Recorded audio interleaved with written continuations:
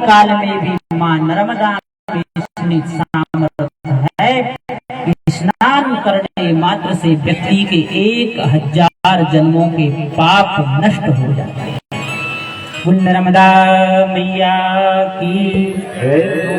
ऐसी मां नर्मदा का हमें मां नर्मदा की कृपा से दर्शन लाभ भी प्राप्त हो रहा है। महर्षि मार्कंडेय तो इतना तक कहते हैं कि वे देश धन्य हैं, वे गांव धन्य हैं, वे नगर धन्य हैं जहां से नर्मदा मां निकली हुई हैं, जहां से मां नर्मदा बहकर गई हैं। वह गांव नहीं है, वह सब तीर्थ क्षेत्र हैं। लेकिन हम लोग ऐसे अभागे हैं, अभागे ही कहें कि मां नर्मदा की हमारी दृष्टि में वह कदर नहीं है तो, लेकिन हम उतना नहीं मानते जितना मानना चाहिए।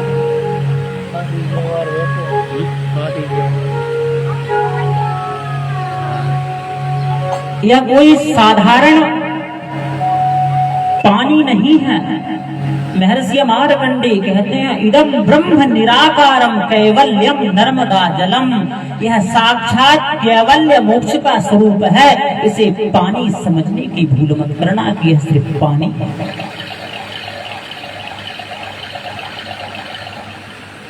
मां नर्मदा के जल में जो मछली इत्यादि रह रहे हैं वह बड़े आनंद से अपनी जीवन को जी। भगवान शंकराचार्य ने स्तुति करते हुए लिखा सविंदु सिंधु शुष्कलस्तरंग भंग रंजितम। सविंदु सिंधु शुष्कलस्तरंग भंग रंजितम। सविंदु सिंधु शुष्कलस्तरंग भंग रंजितम। सविंदु सिंधु शुष्कलस्तरंग भंग रंजितम। सत्सुपात जात जात कारी भारी संयुतम। सत्सुपात जात जात कारी भारी संयुतम। कृतांत दूत काल भूत भीतिहारी वरमदे। कांत दूत काल भूत भीतिहारी वरमदे। स्वधीय पाद पंकजम नमामि देवी नर्मदे। स्वधीय पाद पंकजम नमामि देवी नर्मदे।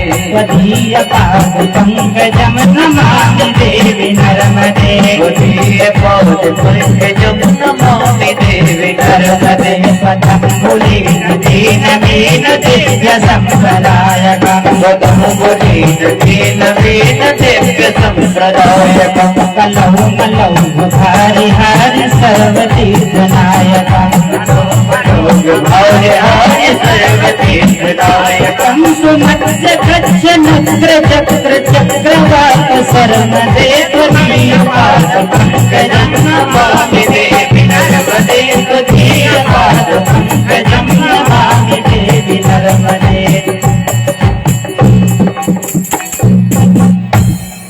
कहा हे देवी आपके जल में जो दीनहीन भाव से मत्स्य रह रहे हैं, कछुए रह रहे हैं, घड़ियाल रह रहे हैं, यह जीव तुम्हारे जल में आनंदित होकर अपने जीवन को जी रहे हैं और इतने आनंद मग्न रहते हैं तुम्हारे जल का स्पर्श पाकर कि इनको किसी प्रकार का दुख नहीं होता।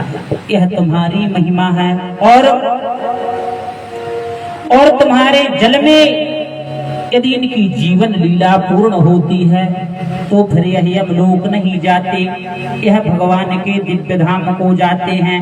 ऐसी मां नर्मदा की महिमा और वर्णन करते हुए महर्षि मार्कंडेय कहते हैं महागभीर नीरपोर पाप धूत भूतलम। महागभीर नीरपोर पाप धूत भूतलम। पातकारी चारिता पदाचलम।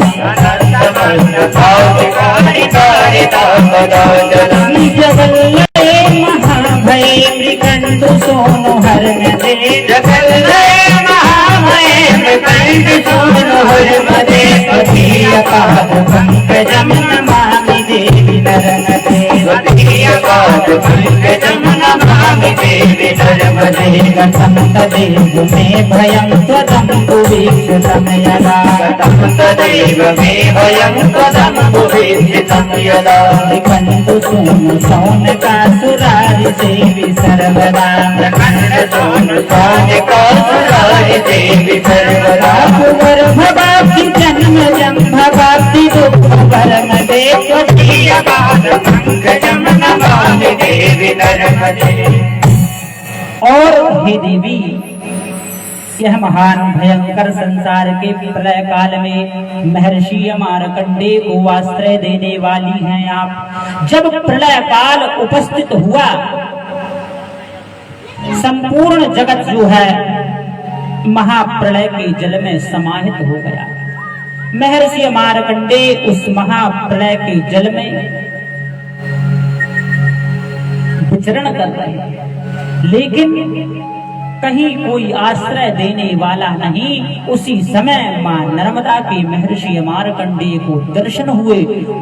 और नर्मदाष्टक में हम पढ़ते हैं ना, जो मृकंडु सूनु, इसका अर्थ है मृकंड ऋषि के पुत्र मार्कंडेय ऋषि।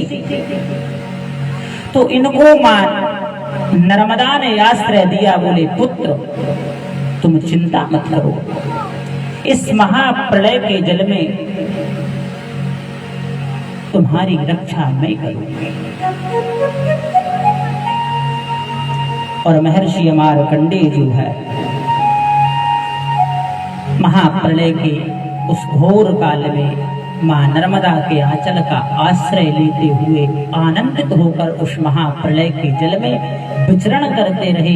मां नर्मदा की कृपा से ना भूख की चिंता, ना प्यास की चिंता, माता नर्मदा संपूर्ण सुखों को महर्षि मार्कंडेय को प्रदान करती रही और समस्त प्राणियों को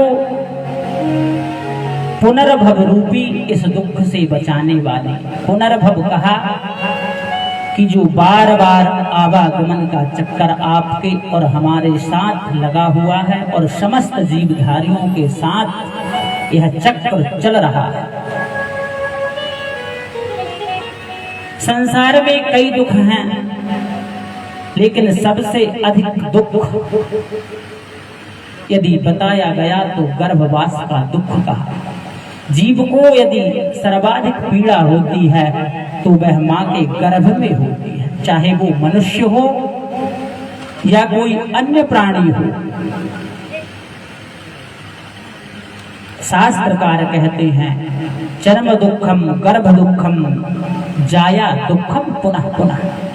जन्म लेने में दुख है, मरने में दुख होता है, और गर्भवासम महादुखम, गर्भवास में तो महादुख होता है, क्योंकि 9 महीने माता के उदर में उस मलमूत्र में लिपटे हुए जीव पड़ा हुआ है, कुछ कर नहीं सकता, क्योंकि कुछ भी करने में असमर्थ है। सिर्फ अपने किए हुए पापों को याद करके रोता है, लेकिन उसकी वह वेदना किसी को सुनाई नहीं देती। ऐसे समस्त जीवों के इस आवागमन रूपी दुख को छुड़ाने वाली मां नर्मदा और महर्षि मार्कंडेय आगे वर्णन करते हुए कहते हैं अलक्ष लक्ष किन्नराम रासुरादि पूजितम, अलक्ष लक्ष किन्नराम रासुरादि पूजितम, सुलक्ष धीर धीर धीर पक्षी लक्ष पूजितम, सुलक्ष धीर धीर धीर पक्षी लक्ष पूजितम, वशिष्ठ श्रेष्ठ पिप्पलाद करदमाति शर्म दे स्वधीय भाग पंकजम नमामि देवी नर्मदे, सनत कुमार नाचिकेत कश्यपाति षट्पदे, सनत कुमार नाचिकेत कश्यपाति षट्पदे, रथम स्वकीय मानसे सुनारदादि षट्पदे, रथम स्वकीय मानसे सुनारदादि षट्पदे, रविन्द्रंत देव देव काज कर्म शर्म दे त्वदीय भाग पंकजम नमामि देवी नर्मदे, त्वदीय भाग पंकजम नमामि देवी नर्मदे।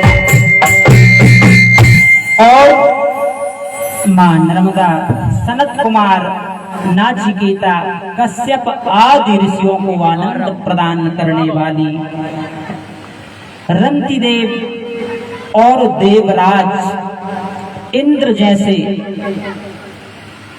देवताओं को भी आनंद देने वाली और इनके भी पाप ताप का शमन करने वाली मां नर्मदा, जो मां नर्मदा के चरणों का आश्रय लेता है, महर्षि मार्कंडेय कहते हैं उसके संपूर्ण पाप ताप नष्ट हो जाते हैं। तो कहा कितने पाप कितने ताप संताप नष्ट होते हैं, तो आगे स्तुति करते हुए लिखा, अलक्ष लक्ष लक्ष पाप लक्ष सार सायुधम, ततस्तु जीव जंतु तंतु भक्ति मुक्तिदायकम्, ततस्तु जीव जंतु तंतु भक्ति मुक्तिदायकम्, संविरंचि विष्णु शंकरं स्वकीय धाम परमते, श्रीपाद पंकजं नमामि देवी नर्मदे, श्रीपाद पंकजं नमामि देवी नर्मदे। महर्षि मार्कंडेय से कहा कुछ संख्या निश्चित तो होगी, कितने पाप नष्ट कर देंगी ये देवी। तो कहा अलक्ष लक्ष लक्ष पाप लक्ष सार सायुधम, लाखों लाखों पापों को नष्ट करने की सामर्थ्य मां नर्मदा में है और पाप नष्ट करने के बाद मुक्ति भी प्रदान करेंगी और मुक्ति भी प्रदान करेंगी, अर्थात संसार की वस्तुएं भी उपभोग करने के लिए जीव को मां नर्मदा की कृपा से मिलेंगी और मुक्ति भी मिलेगी। वैसे ऐसा देखा जाता है कि शास्त्रों में वर्णन मिलता है कि जहां भोग होंगे वहां मोक्ष नहीं होगा और जहां मोक्ष होगा वहां पर भोग नहीं, क्योंकि दोनों वस्तुएं एक साथ नहीं रह सकती कि सूर्य भी हो, दिन भी हो और रात्रि भी हो। जहां दिन होगा वहां रात्रि नहीं रह सकती और जहां रात्रि रहेगी वहां दिन नहीं रह सकता। और यह भोग और मोक्ष रात और दिन के समान है। भोग को रात्रि के समान कहा गया और मोक्ष को दिवस के समान कहा गया, लेकिन महर्षि मार्कंडेय कहते हैं जो मां नर्मदा के चरणों का आश्रय लेगा, जिन्होंने मां नर्मदा का भजन किया है, मां नर्मदा का पूजन किया है, मां नर्मदा का जो चिंतन करते हैं और मां नर्मदा के चरणों में जिन्होंने अपने आप को समर्पण कर दिया, उनको चिंता करने की बात नहीं है कि भोग मिलेगा तो मुक्ति नहीं मिलेगी, उनको मुक्ति भी मिलेगी और भुक्ति भी मिलेगी। अर्थात संसार के जो भौतिक सुख चाहते हैं, चाहे वह संतान का सुख हो, चाहे मकान दुकान जो भी वह चाहते हो, जो उनके मनोरथ हो, वह संपूर्ण मनोरथ पूर्ण होंगे और मुक्ति भी मिलेगी। महर्षि मार्कंडेय वर्णन करते हैं, यत्रास्ति भोगो नहि तत्र मोक्षः, यत्रास्ति मोक्षः नहि तत्र भोगा, श्री नर्मदा सेवन तत्पराणाम् भोगश्च मोक्षश्च करस्थ एव। श्री नर्मदा सेवन तत्पराणाम, जो मां नर्मदा का सेवन कर रहे हैं, मां नर्मदा का आश्रय ले रहे हैं, उन जीवों को भोग भी मिलेगा, मुक्ति भी मिलेगी। इसलिए चिंता करने की आवश्यकता नहीं है कि हम संसार की वस्तुएं मांगेंगे तो मां नहीं देंगी। संसार की वस्तु भी मिलेगी और मुक्ति तो आपको और हमको मां नर्मदा ब्याज में प्रदान करेंगी। इसलिए महर्षि मार्कंडेय आगे वर्णन करते हुए कहते हैं, अहो मृतम सुनम श्रुतम महेश केश जातने, अहो मृतम सुनम श्रुतम महेश केश जातने, अहो मृतम सुनम श्रुतम महेश केश जातने, अहो मृतम सुनम श्रुतम महेश केश जातने, रात को भात वे तो पंडिते सखे नटे, रात को भात वे तो पंडिते सखे नटे, तुरंत पाप ताप हारी सर्व जंतु शरण देव नहीं, पाप पंकजं नमामि स्वामी देवी धर्म। और महर्षि अमारकंडी कहते हैं, अहो मृतम, इतना ही नहीं, यह मां नर्मदा जीव मात्र को अमृत तत्व प्रदान करने वाली हैं। यह मां नर्मदा का जल जो है साक्षात अमृत स्वरूप है। अहो मृतम, यह अमृत है। इसका यदि एक बार श्रद्धा से पान कर लिया जाए तो शास्त्रों में और नर्मदा पुराण में और कई प्रत्यक्ष प्रमाण ऐसे हैं कि जिनके मां नर्मदा के जल का सेवन करने मात्र से लोगों के कई प्रकार के असाध्य रोग जो हैं वह ठीक हो। एक बार एक सज्जन मिले और कहा, पंडित जी, हमारा नियम है कि हम विगत 5 वर्ष से प्रत्येक अमावस्या एवं पूर्णिमा को मां नर्मदा का स्नान करने के लिए जाते हैं और मां नर्मदा हमारा यह नियम चला रहा है। और कहा, गुरुदेव, एक ऐसी घटना घटी जिसके कारण से हमारी मां नर्मदा के चरणों में अत्यधिक प्रीति हुई। उन सज्जन से पूछा, ऐसी क्या घटना घटी? तो उन्होंने कहा, गुरुदेव, एक ही पुत्र था। हम 4 भाइयों के बीच में एक भाई के एक ही पुत्र था और उसी पुत्र को अपस्मार रोग की समस्या डॉक्टरों ने बता दी। अपस्मार कहते हैं मृगी को। हमारा पूरा परिवार चिंतित। डॉक्टरों ने कहा, यह बीमारी ठीक होने वाली नहीं, इस बालक को जीवन पर्यंत दवा का सेवन करना पड़ेगा, बस यही मात्र एक उपाय है। और इस प्रकार की डॉक्टर की बात सुनते ही पूरा परिवार जो है दुख से व्याकुल हो गया कि अभी यह बालक मात्र 12 वर्ष का। एक तो 4 भाइयों के बीच में सिर्फ एक पुत्र है और उसी को इतना भयंकर असाध्य रोग की जीवन भर। बड़े व्यथित मन से उसने कहा, गुरुदेव, इतना दुख हुआ कि हमारा तो सर्वस्व चला गया।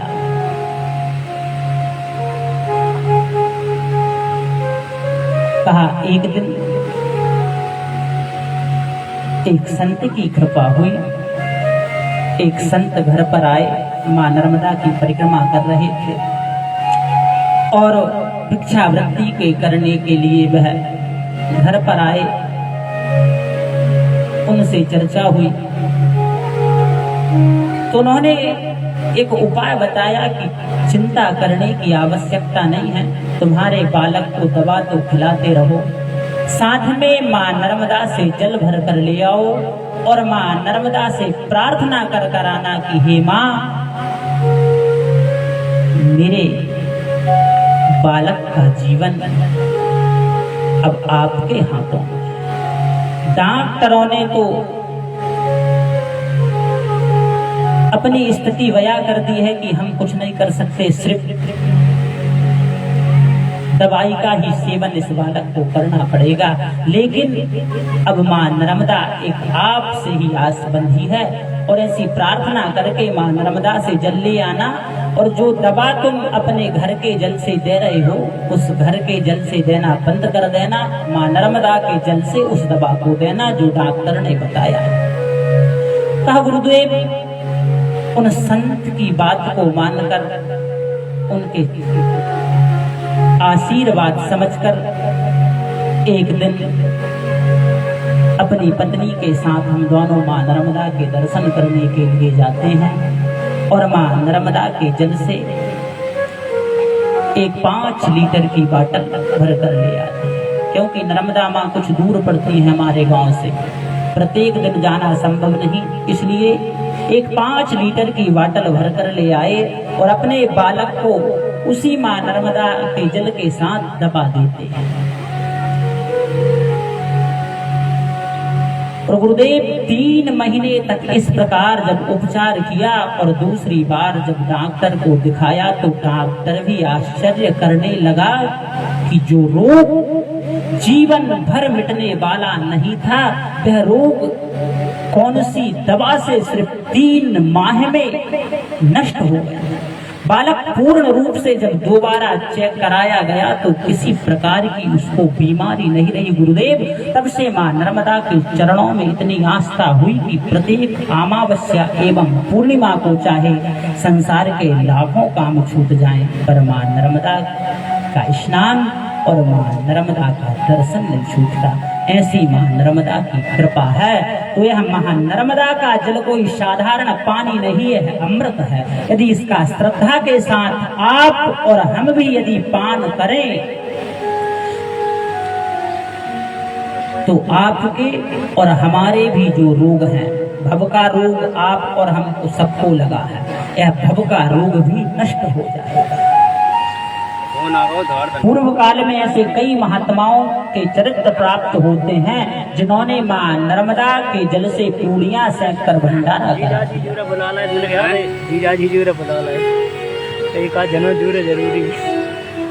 भंडारा चल रहा है और यदि कहीं चलते चलते तेल या घी की कमी आ गई तो मां नर्मदा से जल भर कर ले आया गया और कढ़ैया में डालकर पूरी निकाल ली। और जब घी और तेल की व्यवस्था हुई तो मां नर्मदा से जितना लिया था उतना अर्पण कर दिया। ऐसी घटना कलयुग में कई हुई है और इन घटनाओं में आश्चर्य नहीं करना चाहिए। आज भी यदि